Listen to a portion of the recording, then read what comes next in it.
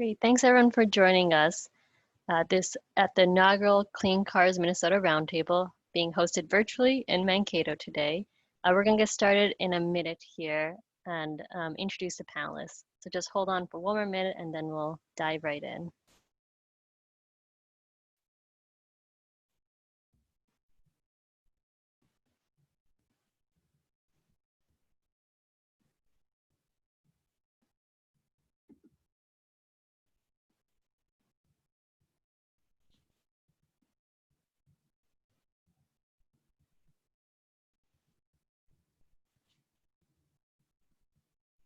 Great, good morning everyone.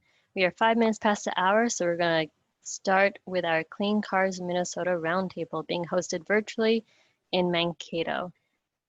Today, we're going to be hearing from a broad range of panelists on why Clean Cars Minnesota is important to them and why we need it here in Minnesota, and learn a bit more about the broad benefits from adopting this rule.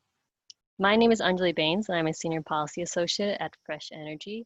We are a clean energy nonprofit located in downtown St. Paul, and we've been working to advance climate change initiatives for the last 30 years. Joining me today are a group of great panelists. We have John Olsen from the Olsen Family Foundation and a Mankato resident. We have Alex Kim, a Communications Director for the Health Professionals for a Healthy Climate. And we have Mark Peterson out in New London, Wilmar, and an avid EV owner. We are also hoping to get Senator Nick Frentz, who is the DFL chair for the chair for the Senate DFL Clean Energy and Climate Caucus. But I think he might be running a little bit late, so we'll get started and hopefully he can join in a bit later. So to kick things off, oh, actually, it looks like Senator Frentz has joined us.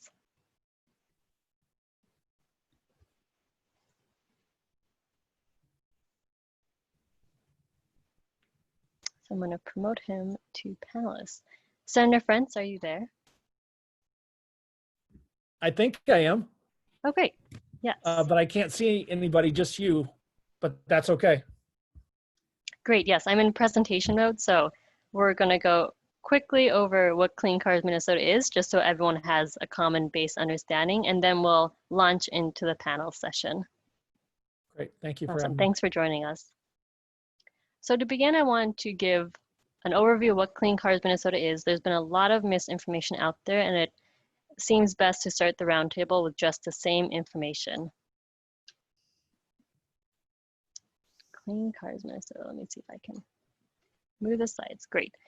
So Clean Cars Minnesota refers to an overall effort to adopt greenhouse gas and other air pollution emission standards here in Minnesota for passenger cars and light-duty trucks. This is happening through a rulemaking that's being led by the Minnesota Pollution Control Agency as directed by Governor Walz last September. You'll often hear Clean Cars Minnesota used interchangeably with Clean Car Standards, and that's another term for those greenhouse gas and other air pollution emission standards. They're also referred to Clean Car Standards. Now, what exactly are Clean Car Standards? Clean Car Standards apply to automakers and specifically require them to deliver certain type of passenger cars and trucks for sale to Minnesota. They have two components, the low emission vehicle standard or LEV standard and the zero emission vehicle or ZEV standard. And they differ slightly in how they aim to reduce greenhouse gas emissions from the passenger cars and trucks. The LEV standard is focused really on tailpipe emissions and making sure that any and all cars and trucks, both gasoline and other types that are being delivered to Minnesota are meeting increasingly more stringent greenhouse gas and other air pollution standards. While the ZEV standard is really more focused on technology, primarily electric vehicles here in Minnesota, and requires automakers to deliver a certain number of EVs per year to Minnesota. Now, zero emission vehicle can refer to both full battery electric vehicles or plug-in hybrid vehicles. It can also refer to fuel cell vehicles, but because we don't have a market for fuel cells here in Minnesota, ZEVs in this case can be also used as shorthand for electric vehicles. Quick fact check of what Clean Cars Minnesota does and does not do. It applies only to light duty vehicles. So that's your passenger cars, your pickup trucks, your crossovers, or CRVs or SUVs. It doesn't affect anything bigger like a big rig or even a shuttle, and it does not affect anything off-road like farming equipment. It also would only apply to new vehicle sales, and it doesn't affect any passenger cars and trucks in use, nor does it affect the used car market. It's also important to note that Clean Cars Minnesota is really the first step. Under its most stringent form, less than 8% of new vehicle sales would be electric vehicles or ZEVs, and it really does not make everyone buy an EV. There's no requirement on a consumer to have to buy an EV. There's only a requirement on automakers to deliver more EVs to the state. And finally, it's really about giving Minnesotans choices for their vehicles and giving Minnesota more choice as a state to adopt stricter emission standards than what the federal standards have been. There's been recent changes actually at the federal level to overall automobile emission standards, and having clean car standards really gives Minnesota a choice to adopt stricter emission standards so that we can do our part to fight climate change, air pollution, and provide broader economic benefits to Minnesotans. So as I mentioned, those are some of the reasons why we want Clean Cars Minnesota, for reasons of climate, health, cost, and choice. And these are all things our panelists will dive further into. I also want to note that it's important to realize that this is not happening in a vacuum. It's happening at a time of really immense economic disruption during a health crisis never before seen. It's also a time when automakers are getting ready for an EV future, and when our own electric utility, Xcel, has announced a goal of 1.5 million EVs on the road by 2030. Unfortunately, as I mentioned, it's also with the backdrop of the federal administration taking action to roll back its own emission standards, as well as other air pollution controls.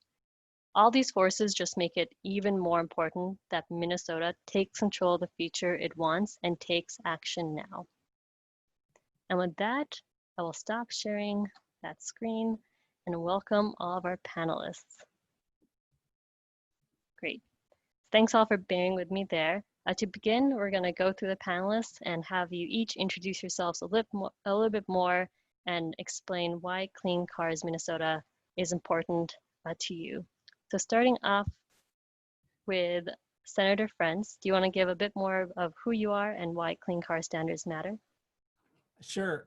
Thank you very much. And thanks everybody for joining. My name is Nick Frentz. I live in beautiful North Mankato, and I represent Senate District 19, which is roughly described as Mankato, North Mankato, St. Peter, and about 18 rural townships in that immediate area. I serve on the Agriculture Finance Committee on Transportation. And among my other jobs is I'm the Senate DFL chair of the Clean Energy and Climate Caucus. So this is a caucus that 29 of the 32 DFL senators formed last year, clean cars being one of the ways we help the state of Minnesota lead in addressing climate change. I'm very glad to join you and have a lot to talk about. Spent a half an hour with Commissioner Laura Bishop this morning on some different topics, but the main message we're sending to Minnesotans is it's time to establish once and for all how much of a hurry we are in. If you look at some of the climate change information, it's really looking urgent to reasonable minds. And so clean cars is one of the things we have to do immediately, as transportation is now, for many of us, a target to say we've got to decarbonize, and we're in more of a hurry than we thought. I could go on all day. This is, by the way, the Mississippi River behind me. I'm actually in Mankato now, but they let you use these cool digital backgrounds, and so I couldn't resist. Wonderful. Thanks so much, Senator Friends. John, do you want to go next? Yeah, hi, I'm John Olsen, English instructor, Riverland Community College, and also director of the Olsen Family Foundation. And it's been a pleasure to be working with Senator Nick Friends the past few years for our Recharge Mankato campaign. And what we've been doing in Mankato for the past 3 years is getting community members together with a joint effort of recognizing how electric vehicles really bring in a lot of excitement, innovation, and economic advantages to our community. And it's been really a great campaign to get all sectors of our community together to recognize how important this is for us. And of course, I too can go on forever. We'll be talking about this some more, but we've been really highlighting the economic benefits of it. It's great for our universities and our schools. The chief engineer of the Chevy Bolt is a graduate of Minnesota State, Mankato, Josh Table, and now he's the chief engineer on the all-electric Hummer. And that's coming out of our community, and that's an important story to tell. And of course, we want our air cleaner here, but what we've learned is that the economic benefits for our community is really where our conversations and our coalescing has started. Wonderful. Thank you so much, John. Alex, do you want to share why you're here and why Clean Cars Minnesota is important? Yes, absolutely. So thank you so much for having me this morning. It's a pleasure to be here. So I'm Alex Kim. I am an environmental health specialist with the City of Brooklyn Park, and I'm also the communications director for a group called Health Professionals for a Healthy Climate. We've been around for about 6 years now. Basically, it's a group of mostly doctors and nurses, but there's also a few others, myself included, public health people. And basically what we do is we work to mitigate climate change as much as we can. We do a lot of political work. Clean Cars has been on our radar for about a year now, since it was proposed last fall. We've been doing a lot of work to try and help move that along and get that rulemaking process on books. So for me, working in public health and just being an environmental proponent, Clean Cars is obviously a very big part of Minnesota and our ability to reduce climate change through carbon mitigation and nitrous oxide and all of the different greenhouse gases that are produced by fossil fuel combustion. So just having this on the books and being part of the other 14 states that already have it on the books is important to the group. It's important to me.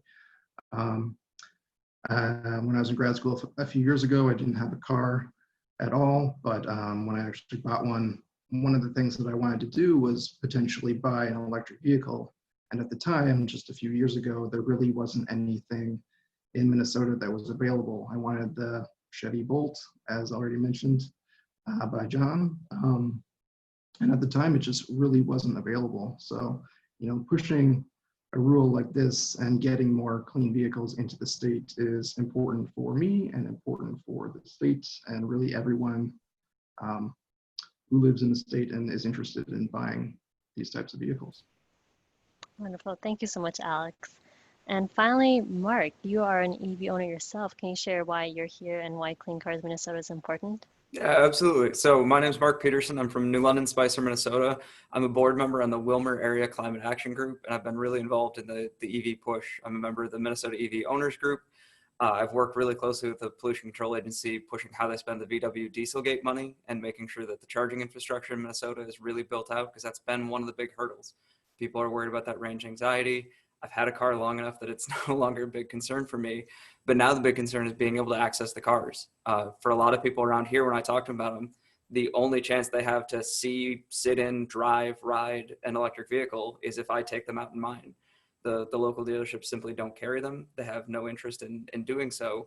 And this sort of rulemaking will really make it possible for people to see these on the lot when they're going to look for a new car. Like Alex said, not only are they able to actually find it, but they don't have to go out of their way. If they're test driving cars, they're going to walk by a couple of EVs on the lot, and that makes a huge difference in the visibility and the ability of people to make that decision for themselves.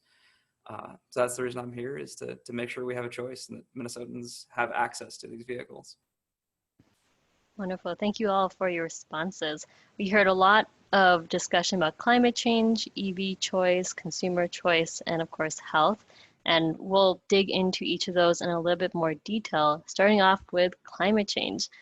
There was a survey recently that 65 Minnesotans want the state to do more to reduce climate pollution from transportation, which is now the #1 emitting sector for carbon pollution in Minnesota and nationally, actually.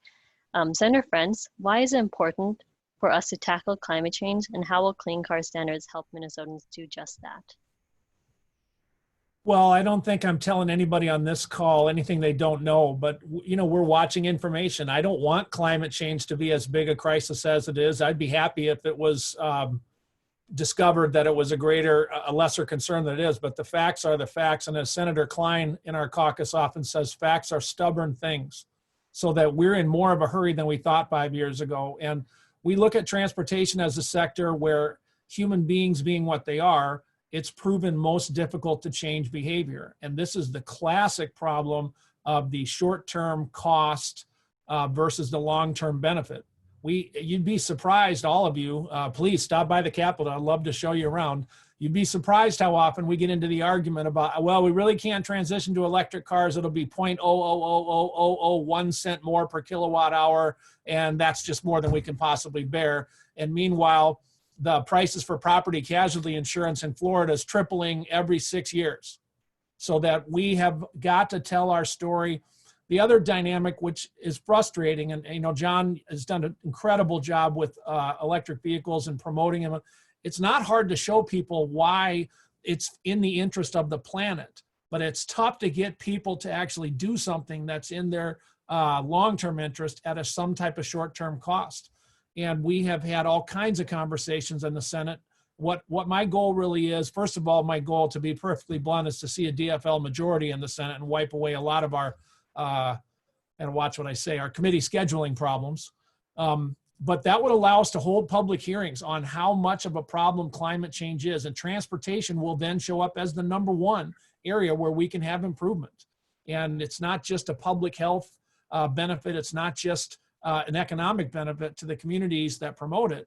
It also addresses something that is also a little bit, vague, but the United States is in danger of being the bad guys on the issue of climate change. We pulled out of the Paris Climate Accords. We're doing more of the polluting and the carbon emissions for our percentage of population than we would ever tolerate out of some other country. And we need to get on the right side of that. And I think it's not only for climate change issues that we want to address this in transportation, but, and again, this is a little political, but I can say what I want. I'm off duty right now. We better ask ourselves the implications of not getting along with some of these other countries that are doing their part, in particular the 19 countries that stayed in the Paris Climate Accords, who are starting to look at us like, you guys aren't really with us. And that has implications for trade, for safety, for some of our security issues, lots of stuff. Anyway, I can only talk for another 1 hour and 45 minutes straight. So here's some other stuff. No, I'm kidding. No, thank you so much. That you really underlined the urgency, and not just, it's not just a Minnesota issue. Climate change really is a global problem, and everyone needs to be doing their part in whatever way that is. And taking action on clean car standards, like you said, is about changing the system as much as it is about the way people think about these technologies. So thank you for that insight. As you mentioned, it's not just climate change. There's questions of jobs and economic value as well with clean car standards and electrification in general. And John, you had mentioned a little bit about that innovation in your op-ed that was printed in the MinPost and just now by Chevy Bolt.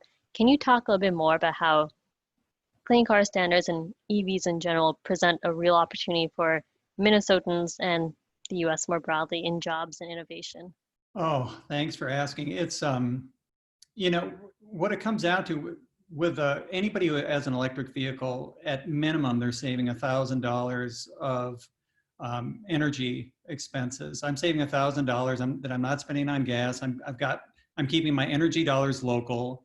And so when in a community like Mankato, and it really does help to think about this in terms of your neighborhood and your community and your family. My family is saving, because of my Chevy Bolt, $1,000 a year. I'll extrapolate that to Mankato. If we get 1,000 electric vehicles in Mankato, I'm an English guy, but that's 1,000 times 1,000, which is $1 million annual savings for my community this year and next year. And then of course we grow, because not only are we keeping those energy dollars local, but that money then obviously we save that and spend it within our communities.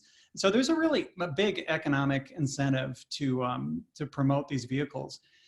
And I want to echo what both Mark and Alex said. The only way that we can get those cars in our community is programs like Clean Cars. How people buy cars and why they buy cars is they get in them. The cars are our classroom. And what we've been doing ride and drives in Mankato and education and fundraising and building infrastructure. And what we find is when we get somebody who hasn't been in an electric vehicle, and they get inside that and they start driving it, they start asking questions, of course, and they're having fun while they're driving. How do I get one of these? How much money am I going to save with this really? And it's really exciting to see them learning through the experience of getting in the cars. And Clean Cars Minnesota helps us get these cars in our community. It doesn't force anybody to buy these cars, but it helps us have access to them, which is really important. Thank you so much. Well said, especially about the point about energy dollars. And actually, before we move on to other panelists, can you explain a little bit more what you mean about keeping energy dollars local? So it's, I think it was a 2019 MnDOT report that said, and correct me if I'm wrong, but I think it was $11 billion in transportation fuel was spent in the state of Minnesota. And that money, or the fuel themselves, it did not come from Minnesota. It came from outside of Minnesota. And when we're talking about our local utilities, and we're talking about our turbines and our solar and bringing that is our local energy source.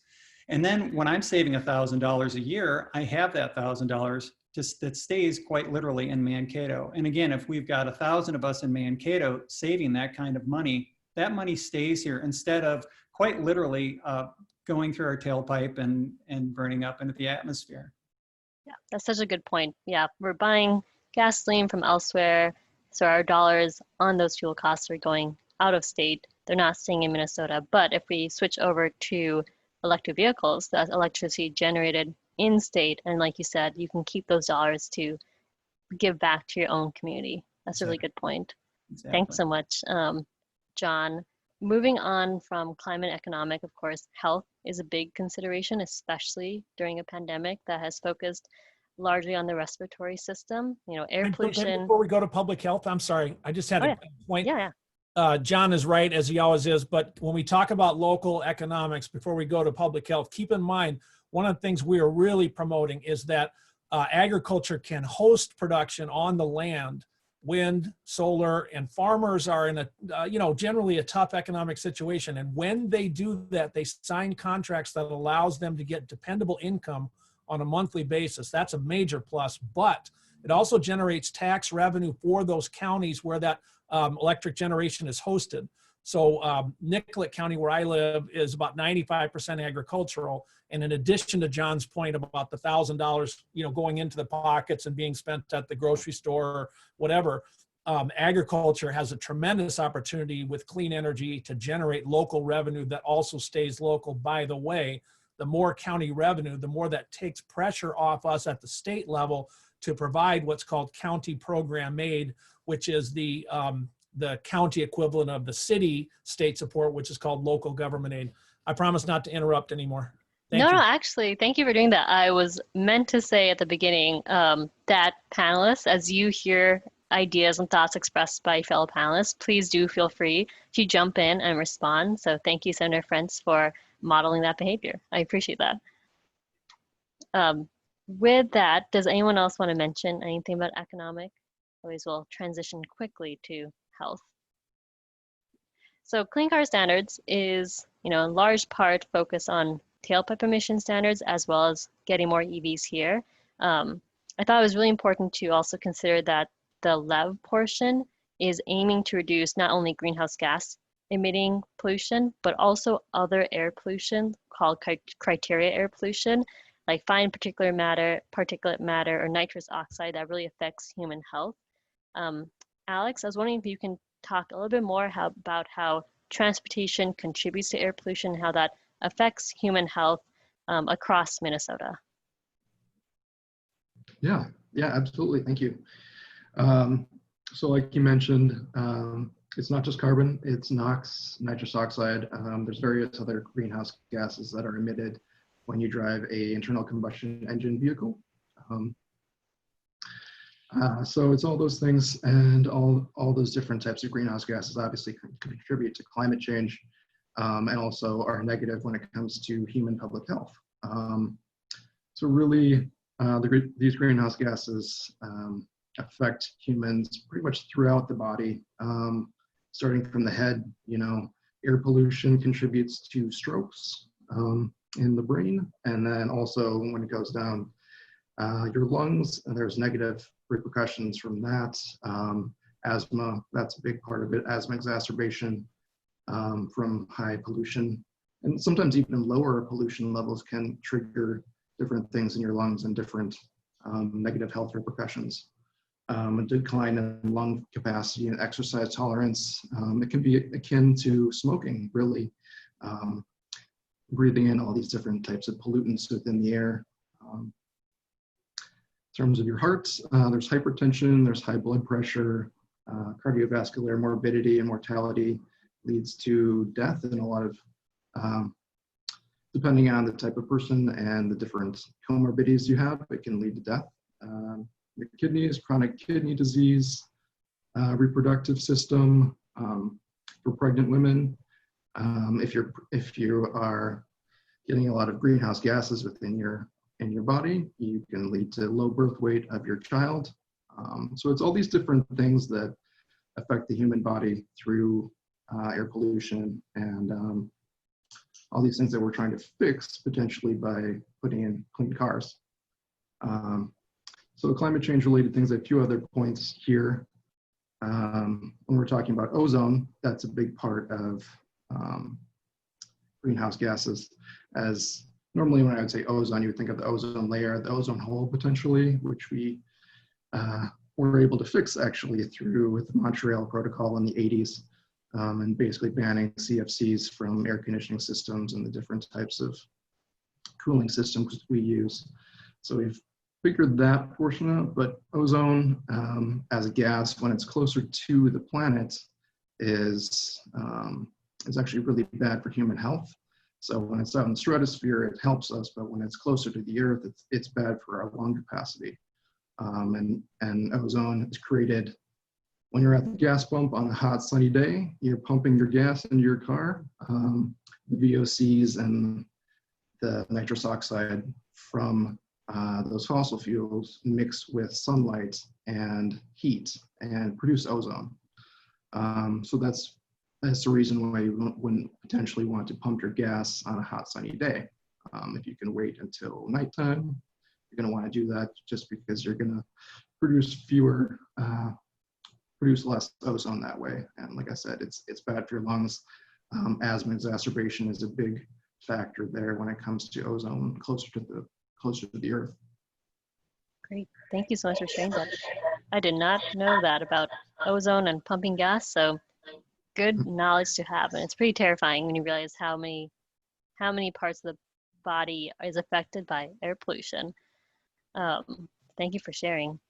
And then shifting gears just a little bit, we've talked about health, climate, economic costs, but another thing that gets brought up with Clean Cars Minnesota is that it's just an urban area, it's just a metropolitan area thing, and obviously we're hosting this virtually in Mankato, so that's not the case. But Mark, I was wondering if you can talk to a little bit about how it's been like having an EV in Greater Minnesota, and possibly even how Greater Minnesotans can benefit even more from lower fuel costs associated with EVs. Yeah, absolutely. So having an EV out in rural Minnesota has been just fine. A lot of people are real worried about the range out here. We're worried about how far we have to drive. I have not had problems. So my first electric vehicle was a 2013 Nissan Leaf. It had an 80-mile rated range. I had massive range anxiety driving it home for the first time because I had to go to the Twin Cities. I had to go 115 miles from home just to pick up an 80-mile range vehicle. And this was before the charging infrastructure had really expanded. We had it for about 6 months. We were planning on buying a Tesla Model 3 when it came out. We were going to sell the Leaf at that point. Within about 3 to 6 months, my wife and I realized we were always taking the Leaf everywhere we drove. And so we decided to get rid of the gas car when we got the Tesla. And now we're an electric vehicle only family. range is an issue. If you're buying a 2013 Nissan Leaf and you need to drive to the cities regularly, that's going to be a problem if you're 100 and some miles away from it. But the range is coming up on these cars. There are a lot of cars that are available in a range that's just not a problem, and the charging infrastructure is coming along. It takes a little bit more planning still because it's not there, but it's worked really well for us. And the fuel savings are just astronomical. My brother, if I can finally convince him to invest the money in an electric vehicle, will basically be able to drive one for free because he drives so much that the fuel savings would offset the car payment. And it's really important for people out here, if you're putting on a lot of miles, to really look at those costs and benefits. But we need to make it easy and remove the barriers, and that's where the clean car standards come in. If you don't have options, and that's one of the things with my brother's case, none of the vehicles that he can find around here actually suit his use case.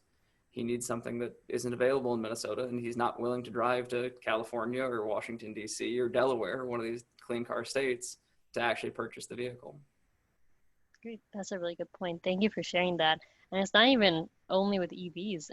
Clean Cars Minnesota, because it's also affecting gasoline-powered vehicles, it reduces the greenhouse gas emissions primarily through fuel efficiency innovation. So even someone paying, a little bit more upfront for better fuel technology ends up saving so much more in fuel costs that pays back the initial upfront cost. So thank you for making that point, Mark, about greater Minnesota driving and how that can benefit.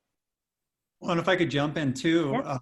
I'm happy to report that I've driven to the cabin and back for the first time, because Mark is right. You find your places.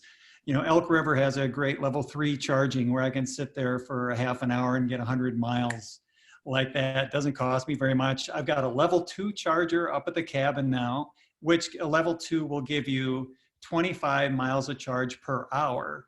Basically over, and most people charge at home. People talk about infrastructure because, especially in outstate Minnesota, we're commuting from one community to the next. So it's really helpful when these communities have chargers, but most of us do charge in our garages. And so overnight we charge, and then we wake up to a full charge in the morning. But I think in outstate Minnesota, people, they are going to save more, and I think really utilize these communities that have chargers. And I'm proud to say that Mankato has at this point 2 level 3 chargers that say, come to Mankato and we'll get you back home again. But we're seeing more and more of that, aren't we, Mark, as we kind of figure out our routes throughout our lives? Yeah, absolutely. The charging infrastructure is really coming along, and it gives us that peace of mind and that confidence. Your trip to the cabin is possible because of the Elk River charger. And, you probably don't use it very often. I've had the Leaf for 3 years now. I've used the quick charge on it, which my wife insisted we get the quick charge package because she was worried about range and all this. I've used it exactly once, and It was the day I drove it home from buying the car. Yeah. And a part of that is just we haven't had trips along places where the infrastructure works, and so that car has been our local car instead of our long distance car. But it's really important that that's where I charge, is at home every night. You ask how long it takes to charge, 5-10 seconds to plug it in, and then I don't worry about it again until the next morning. Thank you for those insights, everyone. So before we head into some of the final questions, I did want to note to the audience, if you want to submit a question, feel free to do so. There's a Q&A feature where if you click it, it's right by the chat icon at the bottom of your Zoom portal. You can submit a question for our panelists to answer. So feel free to use that. In the meantime, we've talked a lot about benefits from cleaner cars and electric vehicles, from taking action in climate change, but we're really here to focus on how do we get Minnesota to become the 15th state to adopt clean car standards, the first in the Midwest. That'd be a really big show of leadership from Minnesota on actual action for reducing climate change. So what message would you give to Minnesotans when it comes to participating in the upcoming Clean Cars Minnesota rulemaking, and how would you want more Minnesotans to support this clean cars? We can start off with Senator Frentz, if you want to give your thoughts. Sure. Well, this is most of what Commissioner Bishop and I talked about this morning, but the simple answer is make your voice heard. We have different groups that are well respected in the lawmaking process, and frankly, it would be better if Minnesota could pass this type of legislation and not have executive agency rulemaking. So you'll hear in the next couple weeks a little bit more discussion about clean cars and why we can't get the legislature to go forward. But in my opinion, the best way is simply to have email or call to your local legislator, to have the group that you're a part of, send a letter in support of it, and send a letter in support of commissioners like Laura Bishop who are advocating for this. I mean, it's really cool at the Capitol. You have a lot of great debates. I love every minute of it, but this one should not be that close a call. This is definitely smart policy. And as Alex and Mark and John have pointed out, it's smart policy on 2 or 3 very important levels. I mean, it's not just one smart policy relating to economics. It's smart policy relating to public health. It's not just smart policy relating to public health. It's smart policy relating to our burning desire to get greater Minnesota and the metro area closer together instead of being divided. So you can make your voice heard by a call. You can make your voice heard by a letter. I'm a big fan of the groups that write letters. There are groups like IBEW that do the work installing the windmills and some of the solar arrays. They have a good voice. The more Minnesotans that speak up, the better it is. And to some extent, the more we can connect with other states, and for that matter, other countries, the more the sort of momentum carries. And you can see across the country, this is a movement that has winning momentum. It's just that I'm a little worried we're in more of a hurry than some people realize. And so with that somber but upbeat tone, I would say make your voice heard. Thanks so much. John, any thoughts to share with Minnesotans? Yeah, I think, of course, let's all make our voices heard. And what we're trying to communicate from the cities of Mankato, North Mankato, and we're getting other communities and businesses involved in getting our voices heard to communicate that this initiative is not a party-oriented initiative. We've got independents, Republicans, Democrats coming together because this is a community initiative. This is an economic and health initiative. And we're communicating that to the cities in greater Minnesota to say, listen, we want this. I've read articles from people saying, oh, we don't want this in greater Minnesota. What I know from the community, speaking of my community, Mankato, is we want this. We're asking for this. And more importantly, we're actually doing it. So we're graduating students who are engineers and who are literally inventing this technology. We're building infrastructure as a community, and we are wanting to spread that message to all of Minnesota to say that this is a community initiative. This is a state initiative. And not only does Mankato want to be a leader in this, but we do care about greater Minnesota, and we care about the cities as well. And it's a unifying message. And I think we need some more of these smart initiatives that unify people as opposed to separate them. And so I want to get that message out, that this is a us, this is a we, this is not an us and them vision. And I think we're beginning to become pretty successful at reaching other communities, and they too want to get on board with, wow, this is bringing the community together. We need more of that. And electric vehicles have become just the perfect platform for that. Yes, well said. Clean Cars Minnesota really is a one Minnesota solution, as you mentioned, for reasons of transportation, health, climate, economic opportunity, all of the above. Thank you for that point. Alex, how about you? What would you want to give Minnesotans listening in on how to support clean cars? Yeah, thank you. So I would say, kind of echoing what Senators Brent said and John, just get your voice heard. There's plenty of opportunities to do that. Really, when the rulemaking started last fall, back in the day when we could all gather in person and actually talk about things like this, there were several meetings that the MPCA held, open to anybody who could come in and voice your opinion on either pro or con for these rules.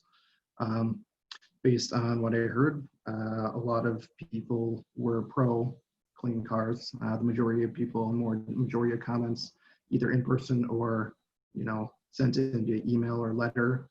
Most people do want this, as we've already mentioned here. So really, it's just kind of getting your voice heard in terms of health professionals for a healthy climate, we definitely had representation at some of those meetings. Some of our members were there and talked about public health and, all the positive things that would come out of this rulemaking process if it were to be implemented in terms of public health and, the medical field.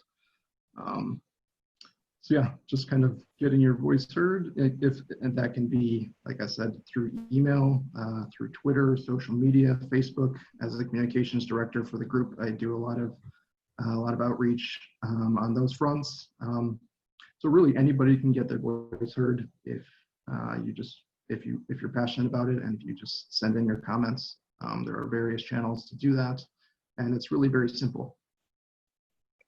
Thank you so much, Alex. And last but not least, Mark. Sure. I think the big thing that I keep coming back to is choice and access. Even if you don't think an electric vehicle or a low emission vehicle is right for you, support this and allow your community to have access to these choices. That other people choosing a low emission car or a zero emission car is going to improve your air quality. That's good for you, even if you don't choose to take advantage of this. And by creating this market, by actually bringing these vehicles in here, by expanding the infrastructure and showing the auto manufacturers that Minnesotans want to buy these vehicles, they're going to start creating more of them. If you don't want one right now because none of the vehicles suit your needs or your use case, well, good news, if a ton of these vehicles get bought out here because of this rulemaking process, now they're going to make one that's more likely to meet your use case. You're going to see more SUVs. You're going to see more pickup trucks. You're going to see more vehicles capable of hauling large loads so you can take your boat with you up to the cabin.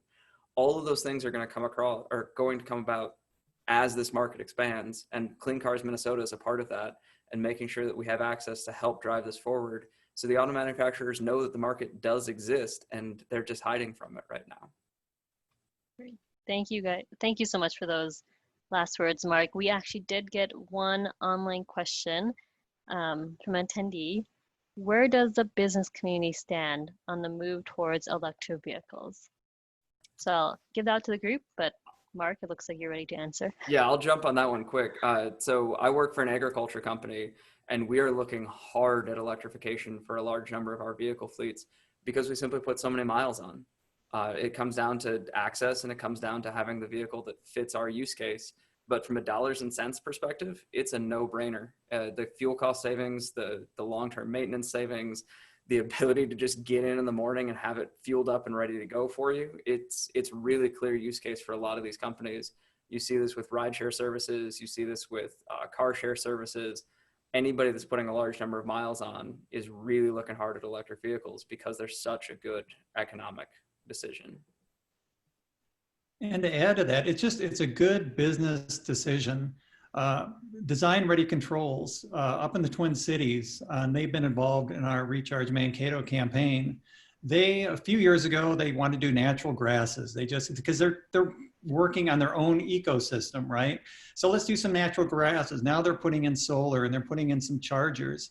And they're doing that because not only do they think it's the right thing to do, but it's also talent retention. They're telling their employees, we care about you. Drive your electric vehicles here. We'll charge you up. We care about your environment. And what I'm seeing more and more of businesses saying, this is good for our business. It's good for our employees. We're going to be in charge of our ecosystem, however we determine that is. But again, with talent retention, we know that companies like Target, who have level 2 chargers out in front of Target, what we all know is, when's the last time you've gone into a Target and not spent, quite a bit when you're in there? So let's put charging out there to basically say to the community, park here, come on in and do business with us. So there are a lot of models out there where businesses recognize it makes a lot of good economic sense. Yeah, it would not be hard to agree with Mark and John, and I'm guessing Alex too. One of my favorite examples is XL Energy, literally the purveyor of the future of energy. And what direction are they headed?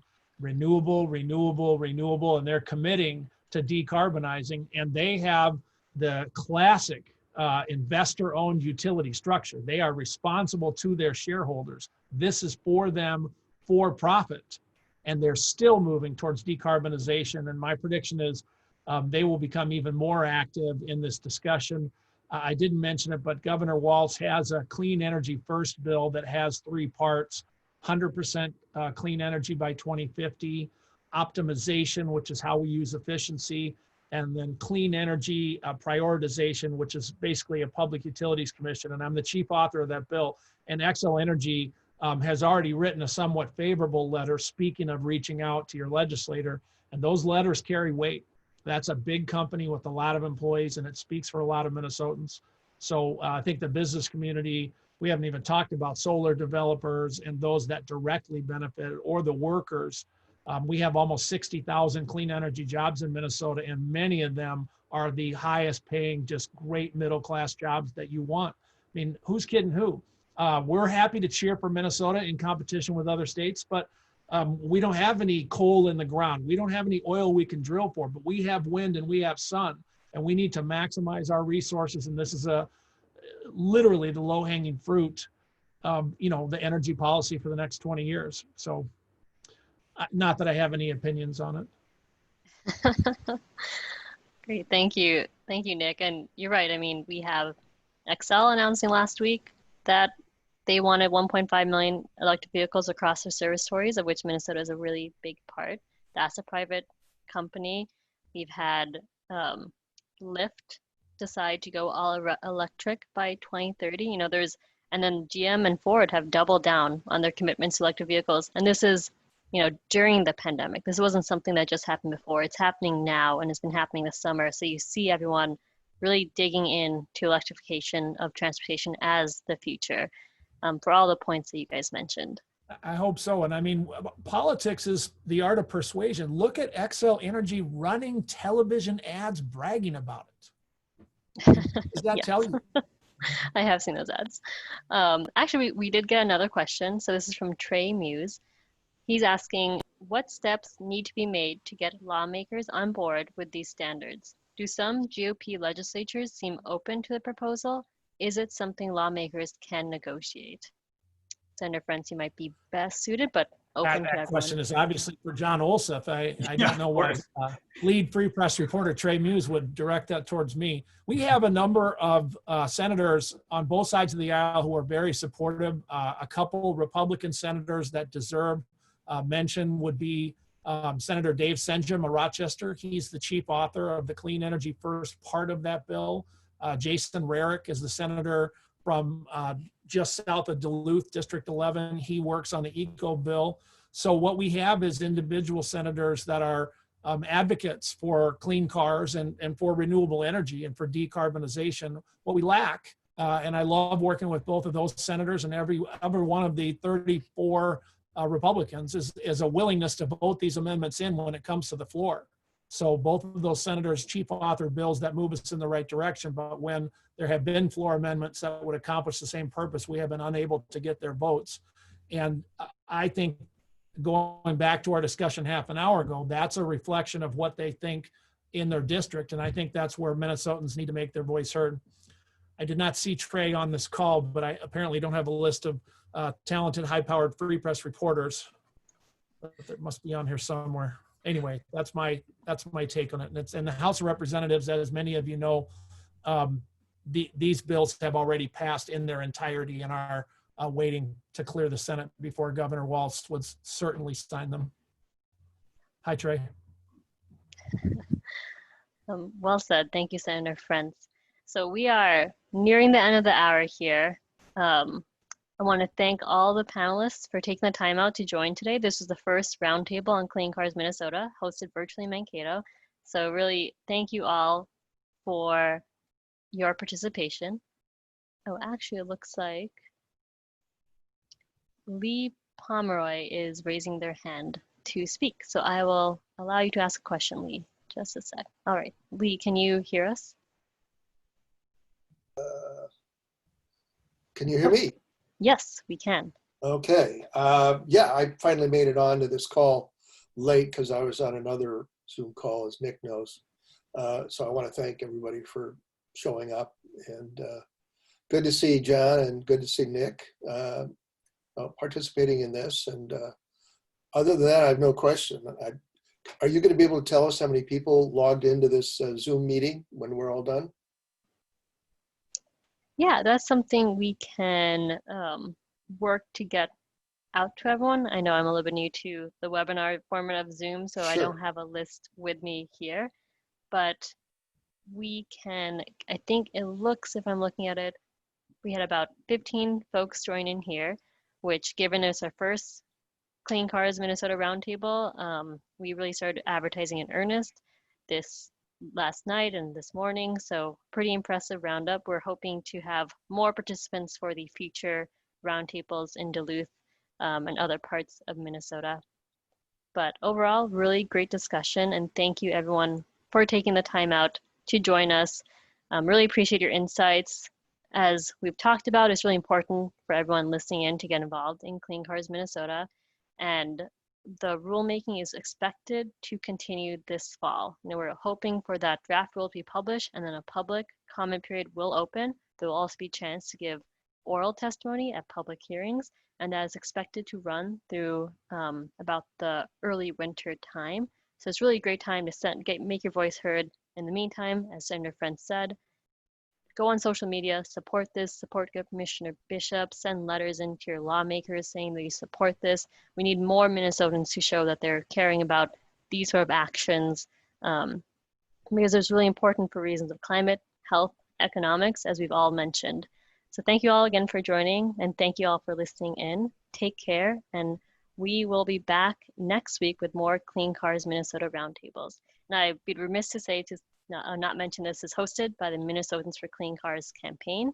So you can follow Minnesotans for Clean Cars or Fresh Energy to get more information about the Clean Cars Minnesota standard. Thank you everyone, and take care.